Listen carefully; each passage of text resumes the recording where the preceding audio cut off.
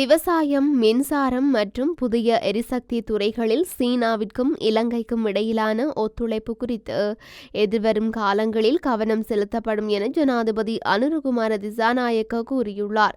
சீனாவின் வளர்ச்சி சாதனைகளின் ஆழமான வரலாற்றையும் மக்களின் ஒற்றுமையின் முக்கியத்துவத்தையும் அனுரகுமார திசாநாயக்க வலியுறுத்தியுள்ளார். சீன விஜயம் தொடர்பில் அந்த நாட்டு தனியார் ஊடகம் ஒன்றுக்கு வழங்கிய விசேட நேர்காணலிலேயே அவர் இவ்வாறு கூறியுள்ளார்.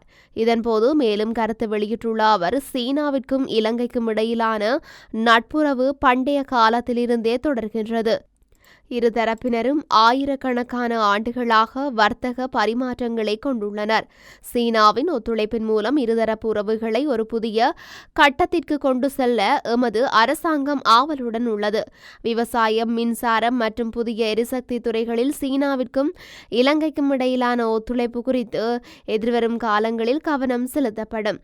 குறிப்பாக சிச்சுவானில் உள்ள பல நிறுவனங்களை பார்வையிட்டேன். புதிய கிராமப்புற வாழ்க்கையை அனுபவித்தேன். சிச்சுவானில் ஓபரா நிகழ்ச்சிகளை பார்வையிட்டேன். இதன் மூலம் இரு நாடுகளும் வலுவான பரஸ்பர நன்மை பயக்கும் உறவை உருவாக்க முடியும் என்று நம்ப முடிகின்றது.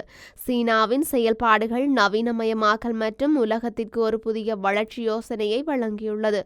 ஒவ்வொரு நாடும் அதன் சொந்த குணாதிசயங்களின்படி சொந்த நவீனமயமாக்கல் பாதையை ஆராய வேண்டும். சீனாவால் முன்மொழியப்பட்ட உலகளாவிய மேம்பாட்டு முயற்சி, உலகளாவிய பாதுகாப்பு முயற்சி மற்றும் உலகளாவிய நாகரிக முயற்சி ஆகியவை உலக பன்முகத்தன்மையை பேணுவதற்குமான வளர்ச்சி, அனைவருக்கும் பயனளிப்பதை உறுதி செய்வதற்கும் உலகளாவிய முன்னேற்றத்தை ஊக்குவிப்பதற்கும் முக்கியமான ஆதரவை வழங்குகின்றன.